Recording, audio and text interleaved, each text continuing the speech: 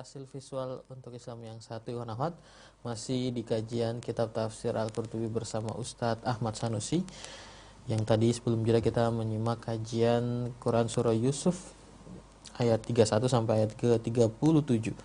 Sekarang kita bacakan SMS atau WhatsApp pertanyaan Ikhwan yang sudah masuk. Kita gabung saja seperti biasa. Yang pertama dari hamba Allah. Assalamualaikum warahmatullahi wabarakatuh. Waalaikumsalam warahmatullahi wabarakatuh. Ustadz, apakah orang awam boleh memberi tausiah dengan dasar bahwa sampaikan walau satu ayat, namun dalam memberi tausiah sering ngawur dan gak jelas? Kemudian ada dari Bapak Amin. Assalamualaikum warahmatullahi wabarakatuh. Ustadz, bagaimana kita tahu pemimpin yang kita pilih adalah orang yang sidik, amanah, dan fatona? Dan SMS ketiga ini agak panjang, namun kami ambil intinya saja. Ustadz zaman sekarang, ini sebuah komentar. Ustadz zaman sekarang, apalagi yang di TV, belum banyak baca kitab, tapi sudah berani mengeluarkan fatwa mencela tradisi di negara kita.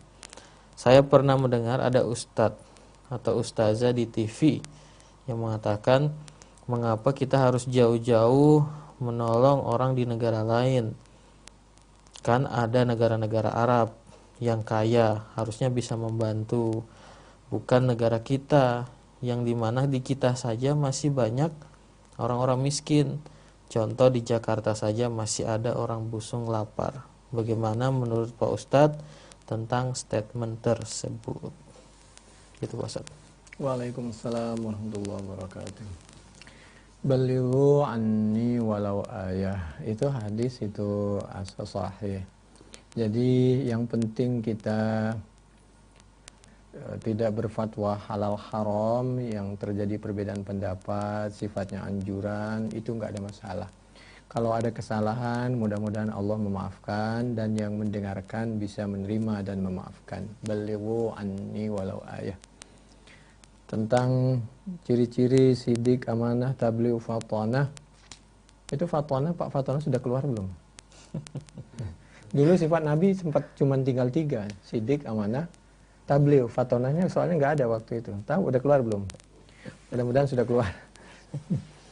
Alamatnya ya insya Allah kalau beliau betul-betul rajin, sholatnya mudah bergaul dan mudah menerima nasihat. Kalau ulama, mudah ketemu dengan ulama. Kalau ada ulama nggak kabur dan lain sebagainya lah.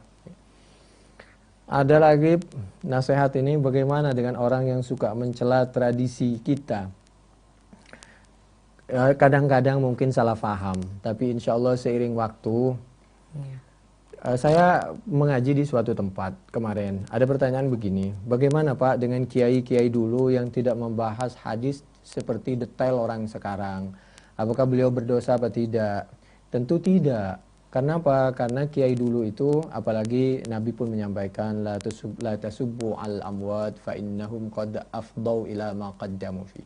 Jadi jangan pernah mencari-cari kekurangan orang yang sudah wafat, karena dia sudah wafat, dan andai dia masih hidup, pasti dia akan berbuat seperti perbuatan kita, tuntutan zaman saat ini, dan mereka waktu itu di zamannya sudah berbuat. Beliau, kiai waktu itu biasa sederhana karena tuntutan zaman masih sederhana. Sekarang, karena tuntutannya orang itu dikit-dikit, orang yang suka mengkritisi itu, menyampaikan hadis dengan detail, kita juga jawab dengan detail itu. Jadi sama kekuatannya, malah sebenarnya lebih kekuatan para kiai-kiai yang di kampung itu. Tentang orang suka mencela tradisi kita itu, paling itu terjadi perbedaan pendapat saja. Saya kasih contoh. Orang istilah salat syuruk, itu salat isyraq itu, ya.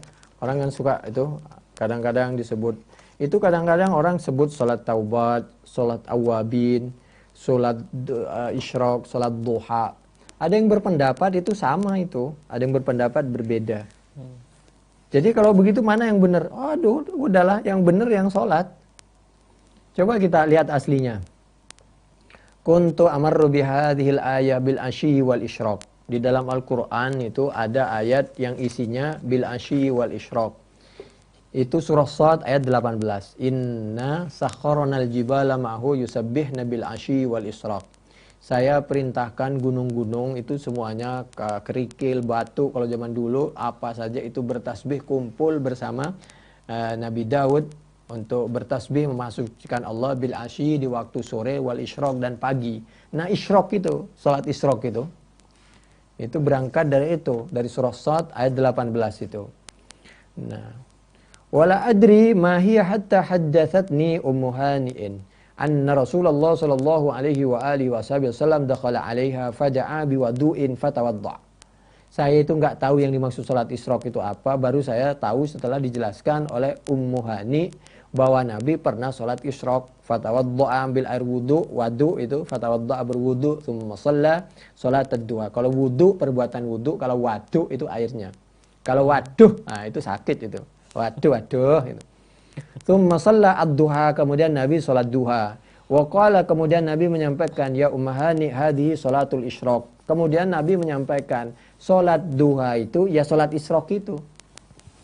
Coba cek. Yang kami sampaikan ini tolong dicek. Dicek di dalam, kalau di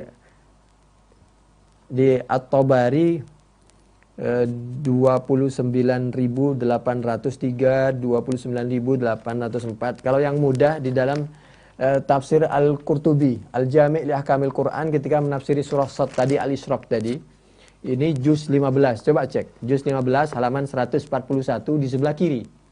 Di sebelah kiri agak ke atas. Itu di Bukhari juga ada kok.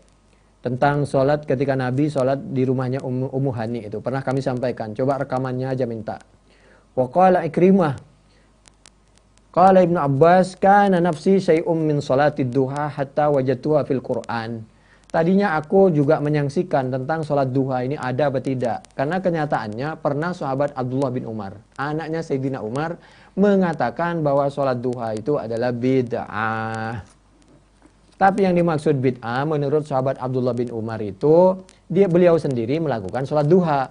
Yang dimaksud bid'ah menurut sahabat Abdullah bin Umar, sholat duha itu kalau dilakukan berjamaah dan terang-terangan.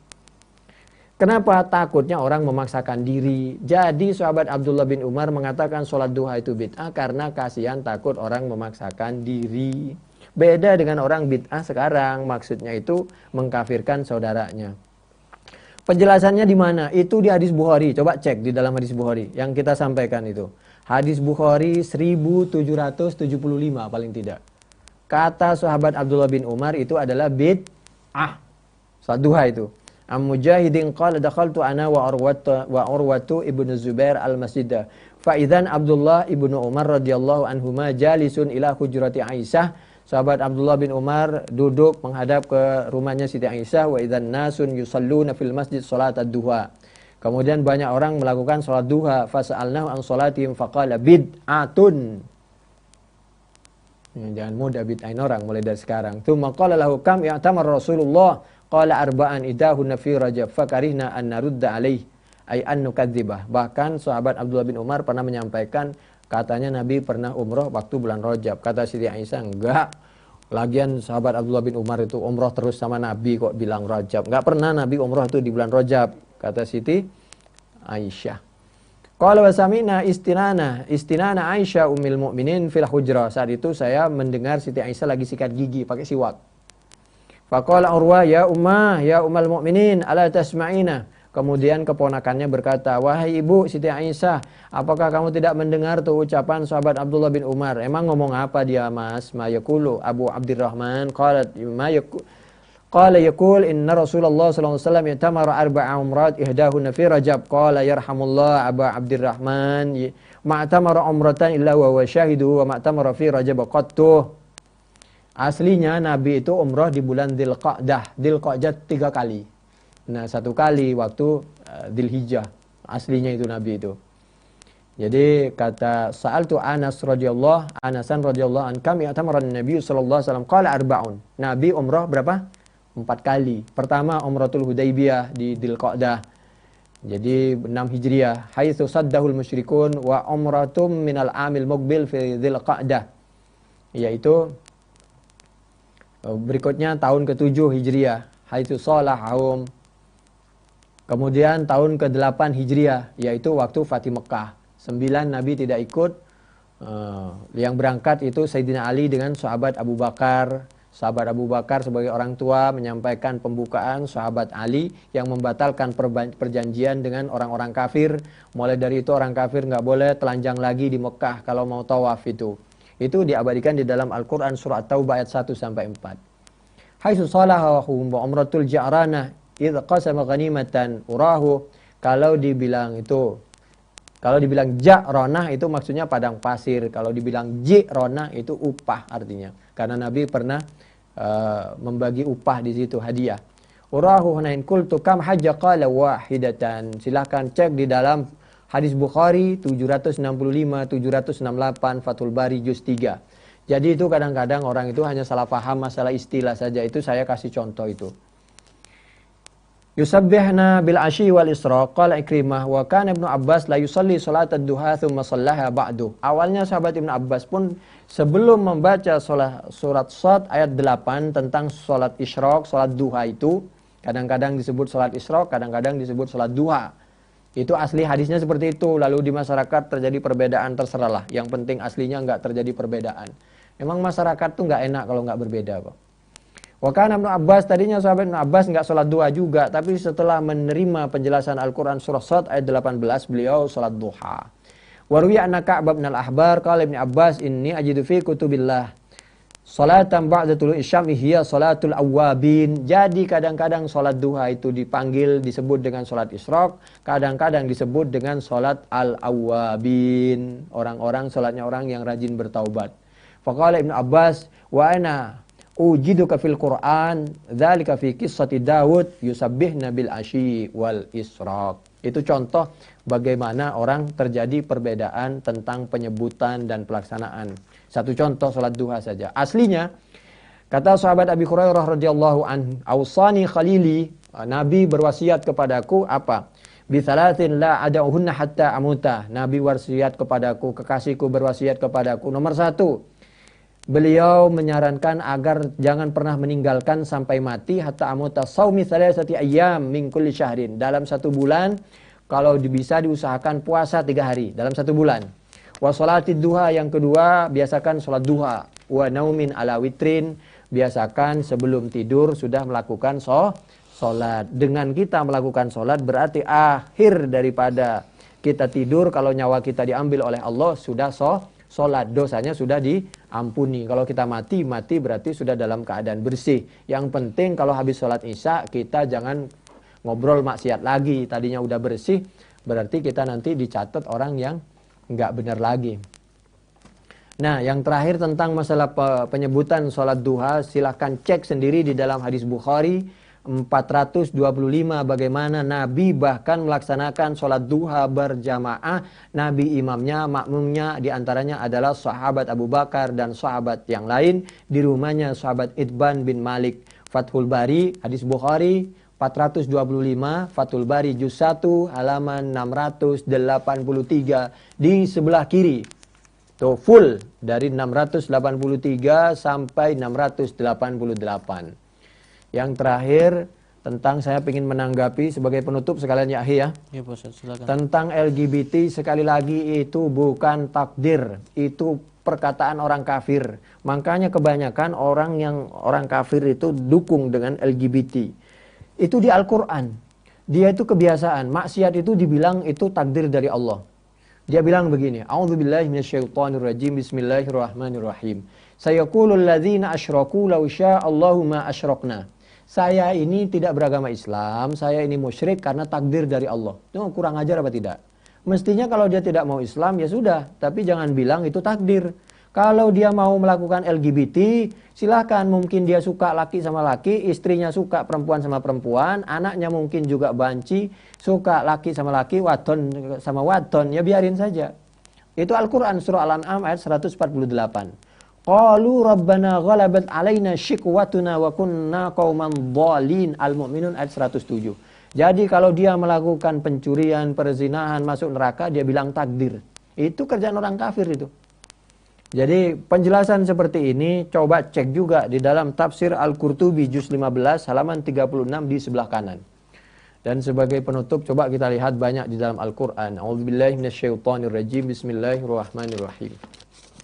Nomor 1, jangan biasakan kita bilang takdir. Allah memang maha tahu bahwa kita itu bagaimana dan begitu. Tapi Allah sudah memberikan fasilitas hati dan akal. Pilihan, kamu mau lewat tol, apa mau lewat jalan bawah.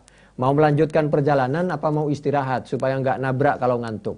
A'udzubillahi minasyaitonirrajim. Bismillahirrahmanirrahim. Ma asaba min musibatin illa biidznillah wa may yu'min billahi yahdi qalbah. Itu memang Allah faham.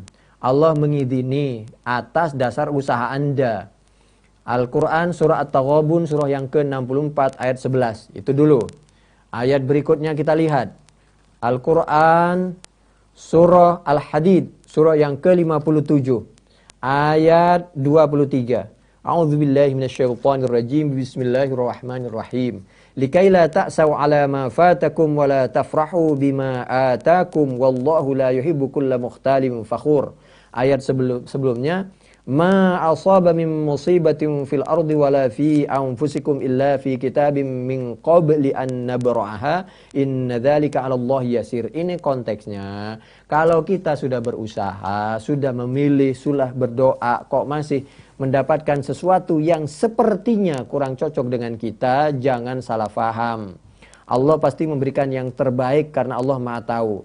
Lagi pula, supaya kita kalau mendapatkan suatu kebahagiaan tidak berlebihan, senangnya kalau kita menemukan kegagalan musibah supaya kita tidak mudah putus asa. Likaila ta'saw ala ma fatakum wa la tafrahu bima atakum wallahu la yuhibbu kulla mukhtalin fakhur. Itu surah Al-Hadid surah yang ke-57 mulai dari 22 sampai 23. Lalu tentang masalah takdir ini coba baca juga Al-Quran surah An-Nisa surah yang keempat ayat 78 sampai 79. Ainama takunu yudrikkumul mautu walau kuntum fi burujim musyayyadah wa in tusibhum hasanatu yaqulu hadhihi min indillah wa in tusibhum sayyi'atu yaqulu hadhihi min indik. Kalau menemukan kebaikan katanya dari Allah. Kalau menemukan keburukan katanya dari Nabi Muhammad sallallahu alaihi wasallam. Jadi Islam Nabi Muhammad itu katanya membawa sial. Lalu Allah membela Nabi, meluruskan kullum min indillah. Semua pada dasarnya atas pengetahuan Allah, tapi jangan lupa famaliha ulail qaumi la yaqaduna yafqahuna haditha ma asaba min hasanatin faminallah. Betul. Kalau kebaikan memang betul dari Allah, tapi wa ma asabaka min sayyi'atin famin nafsik. Kalau musibah LGBT itu datangnya dari Anda, bukan dari Allah. Karena Allah telah mengarahkan kepada perbuatan yang baik, memberikan pilihan yang terbaik, memberi akal dan hati. Wa arsalna kalinnasi rasula wa kafa billahi syahida. Demikian mudah-mudahan bermanfaat. Subhanakallahumma bihamdik. Nashhadu an la ilaha illa anta nastaghfiruka wa natubu ilaik. Wassalamualaikum warahmatullahi wabarakatuh.